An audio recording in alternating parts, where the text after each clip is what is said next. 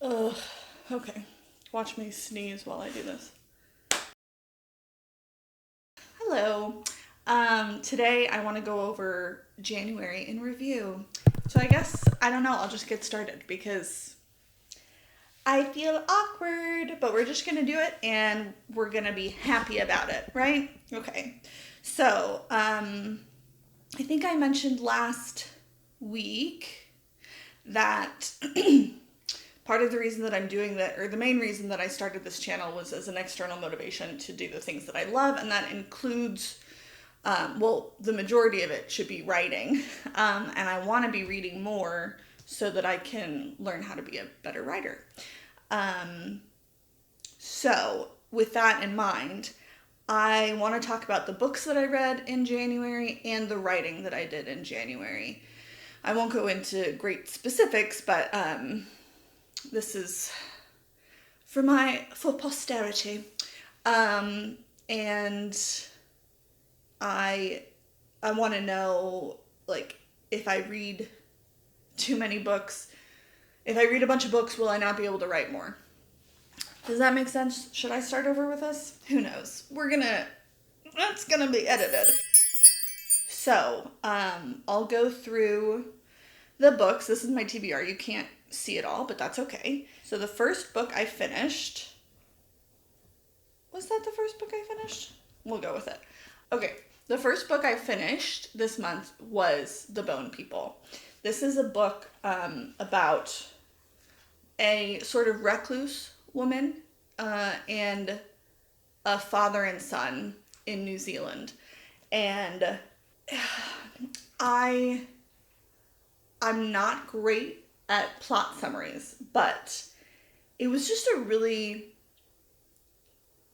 poetically written story, and it has one of the cool things about it is that, so it includes English and Maori, and in the back, for those of us who don't speak Maori, they actually have a glossary. You probably can't see this. Maybe I can zoom in and post, but it's got a glossary of all of the terms and the pages, the page number, the word or phrase, and what it means in English. So that would be points for getting the physical copy. And this is Inkling drinking some water. She drinks a lot of water. So this is going to be going on for a bit. So that's what that is. Yeah, so this would be a good reason to read the book. But the audiobook also just was released last year. This book came out in the 80s. It won the Booker Prize. 1983 this came out. I started reading it. You can go through to last week to see what happened with it. But basically, I had a little bit left to finish. I just started over, but since there was an audiobook, the narrator is from New Zealand, so it was really great to hear the accent. I loved the voices of the different characters. It's kind of a hard story. You know, none of the characters are perfect, and it's just people trying to make the best of it and trying to find love while being extremely imperfect. Yeah, so I think I gave this 4 stars. Next, I finished Gawain and the Green Knight. This is an epic poem. It's just a translation from the Old English, and you can see the original text and the English translation by Simon Armitage. I read this in college. I thought it needed a reread after I saw the movie, and I appreciated it. I think I give it like 3.5, I think. If you like old English things, go for it, and if you want to see the movie, go for it. There's that one. The next book that I finished this month was Cloud Cuckoo Land. It's by Anthony Doerr. He wrote All the Light We Cannot See, and we read that for our book group years ago, and it's one of the most beautiful stories I've read. So I was excited to read this, and it was also beautiful. There were some reviews on it, I guess, that you can't bond with the characters, which I don't understand how you could not bond with these characters, but FYI, if you choose to read this book, you may not bond with the characters. But it takes place in 3 different timelines during the fall of Constantinople, then in sort of present day Idaho, and then in the future on a spaceship. And yeah, they're all intertwined, and I'm probably not giving it a good sell, but it's just a beautiful, beautiful story. Some of the topics in this book are climate change. Yeah, it's mostly climate change. It talks about climate change. So, if you want to read a beautiful book about climate change, give it a go. I'll put that one there. Okay, next. Now, I read this entirely this month. Good for me. It's called Juliet Naked. My brother gave this to me 15 years ago for my birthday. Just read it now. This is also a movie. And Nick Hornby wrote about a boy that was turned into a movie, High Fidelity, that was turned into a movie. He's written, I don't even know how many books he's written. This is the first one that I've read. And I was so surprised at how much I like this. There were times when I was just laughing out loud from it. Maybe I should tell you who the characters are first. Juliet Naked. Juliet Naked is about an old rocker who, something happened early in his career. Something happened early in his career where he just stopped. He stopped recording, sort of dropped off the face of the earth, and there are some diehard fans who have a website just about will he have a comeback? What's he doing now? Where is he? People go on pilgrimages this is where his muse used to live, and this is where she lives now, and they'll go to her house. And one of these kind of crazy guys, the story is about him and his girlfriend as well. And so his last album was Juliet, and then he gets a copy of a CD called Juliet Naked, which was the original, it was the rough cut of that album. And so it's just about him and his girlfriend and, their eccentricities and the relationship that they have. And it's kind of about the relationships between people and our internal motivations for things. He does a lot. He did a really great job of letting us get inside the mind of these characters, and he did a great job of making them all different. And it's just really funny, and you love all of these characters even though they're all flawed. One of the characters is in therapy, and again, the way that she describes her therapist even is just funny. But there's this one section, I'll only read you this, but it says, Malcolm went quiet. Annie knew that this was a technique analysts were supposed to use. If they waited long enough, then the person undergoing analysis would eventually shout out, I slept with my father, and everyone could go home. Anyway, so if you think that that's funny, by the way, she didn't sleep with her father, that's the joke. If you think that that's funny, you'll probably think this book is funny. If you think that that's not funny at all and very inappropriate, then you won't want to read this book. Nobody sleeps with their father. Okay, whatever. So I think I gave that a 5. Oh, I gave both of, I gave Juliet Naked and Cloud Cuckoo Land a 5. Now, if you saw last week, I talked about how I wanted to read Sense and Sensibility and Sea Monsters, Never Whistle at Night, Travels with Charlie, and 1984. Because I was finishing all the books that I had started. I'd started these two. These two are just from my mom that I've been borrowing, and I need to give back to her eventually. You'll see that I didn't read these 4.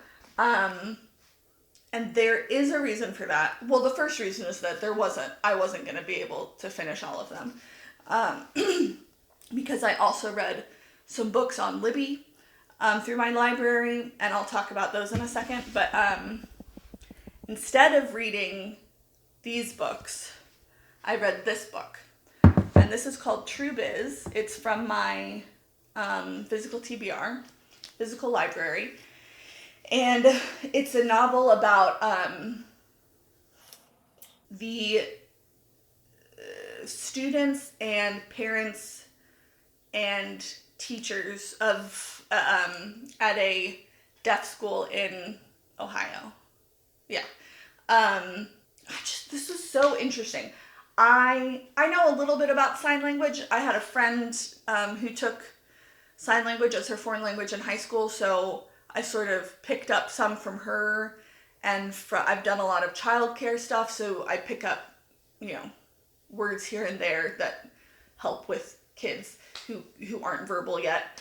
It was fascinating. I learned so much about deaf culture, the history of like the progression of the language over time. Found out that there are two branches of sign language in America. One is ASL and one is BASL, which is Black Sign Language versus Black American Sign Language and American Sign Language. And they developed separately because of segregation. So it's just, I don't know. You don't know what you don't know.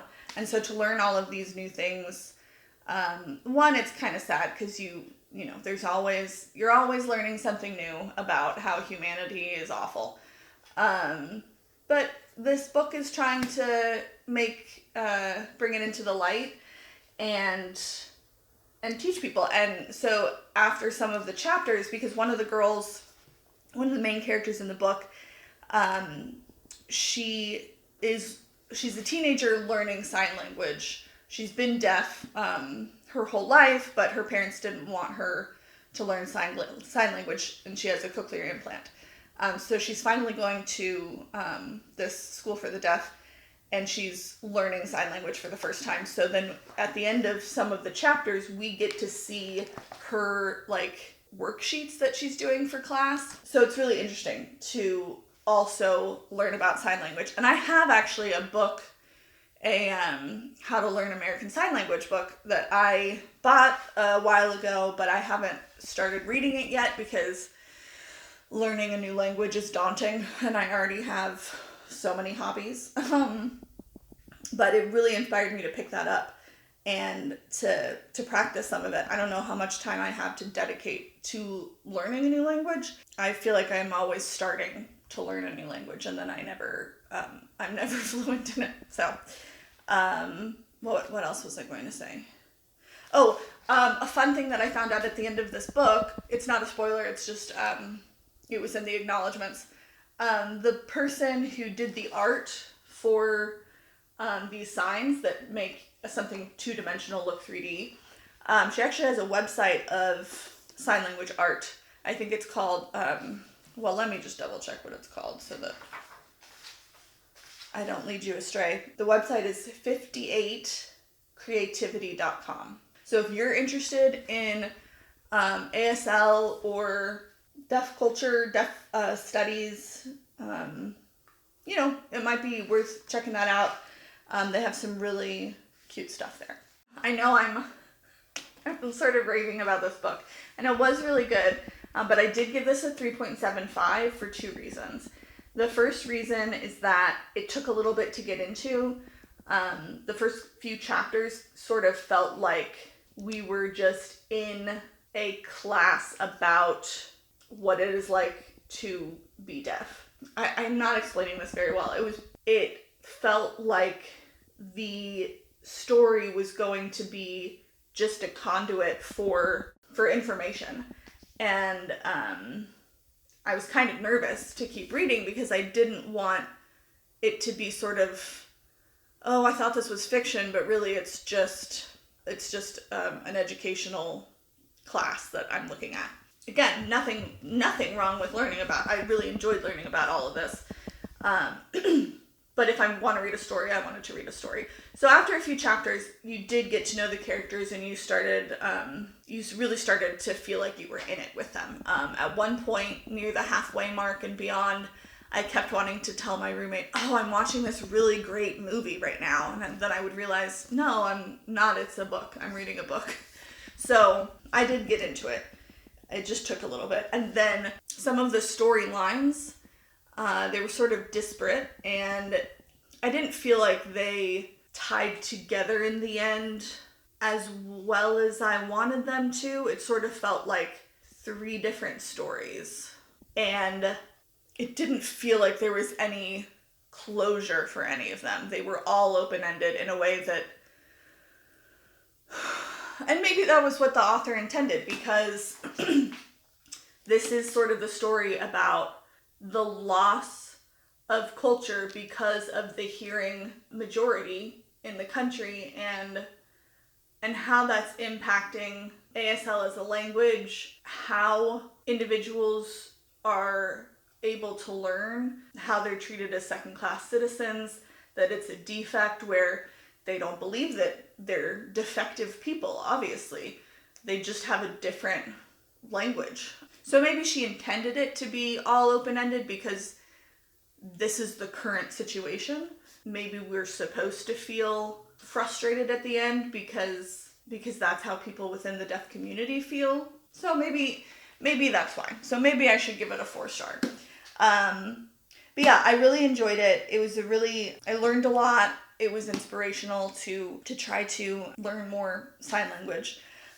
So the reason that I read this book instead of the other books that were on my TBR this month is because, I don't know if you're familiar with Books and Lala, but she has a yearly TBR prompt list, and there is a set of prompts for a book title and a set of prompts for the book cover. So for January, the title prompt was a book that has truth or lies in it, or variations of those words. And this is pretty much the only book that I own that really has either one of those words or a variation of those words in the title. So I chose to read this instead of these other ones, but they will come up in future videos. So that's good. And then the book cover challenge or prompt was a pattern. And if you can see this hand, it's just full of patterns. My SD card filled up. So I think I had just finished talking about TrueBiz. So next I want to go over what I read on Libby. Hey, sweetie. So let me go into my timeline. Yeah. The Crane Husband, which is a retelling of a folktale. To be honest, I liked the cover art a lot more than I liked the book. The book was fine. I have nothing really bad to say about the book. I just don't think that I identified with it as much as I wanted to. So I give it 3 stars, which isn't bad. It's a fine rating, but I didn't love it. So yeah, I enjoyed reading it. I don't feel the need to read it again. Then I listened to the audiobook All's Well by Mona Awad. I've heard about her a lot. I've been trying to get into horror more.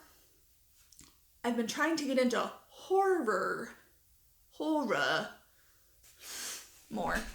And I knew that this one had a main character who dealt with chronic pain.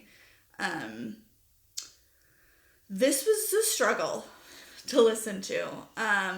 Not because of the narrator. Like, it was well done. Again, Inkling is drinking water. I didn't anticipate how much it would be difficult for me to read about chronic pain, somebody else going through chronic pain. I can't really give anything away about the story. It was a well done story, but I gave it a 3. If you like Shakespeare, if you like, those unhinged character stories, and if you like Mona Awad, you'll like it. It was just, I think, a little bit too close to home, probably. And but I will say there is a scene, without giving anything away, there is a scene where a character is trying to convey the way that she feels to a doctor and to her family. And no one understands. Nobody really believes her. They're all saying, but you look fine. You're probably just anxious. And that was, I cried, if I'm being honest, because it is hard to convey what it feels like. And I know that mine isn't as bad as a lot of people's. And I've had doctors just ignore me when I've told them my symptoms. So, anyway, it was a good story, but it was a bit too close to home. I gave it 3 stars. I do want to read Bunny, which I think is also by Mona Awad. I've heard a lot of people talk about that story and that it's good. Then I read a book of poetry called Appalachian Elegy by Bell Hooks. But I lived in Appalachia for 3 years when I was younger. It's a different part of, I think, I don't have the copy anymore. I don't have the e-reader anymore. I had to return it. But I think she grew up in Kentucky.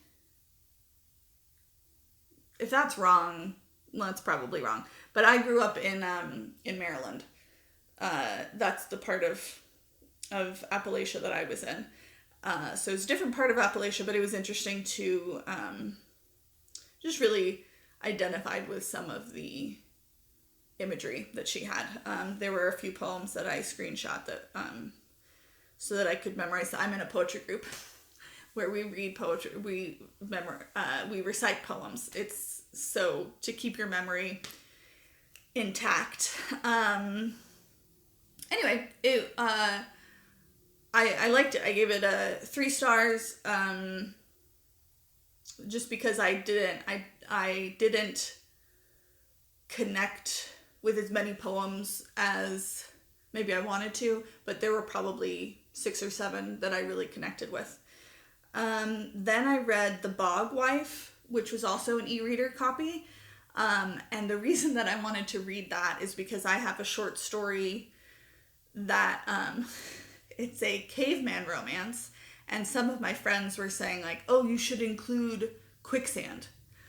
And because I'm not gonna explain the story, but yeah, so I actually have a bog that I'm including in the story, and so I wanted to read The Bog Wife as maybe some inspiration.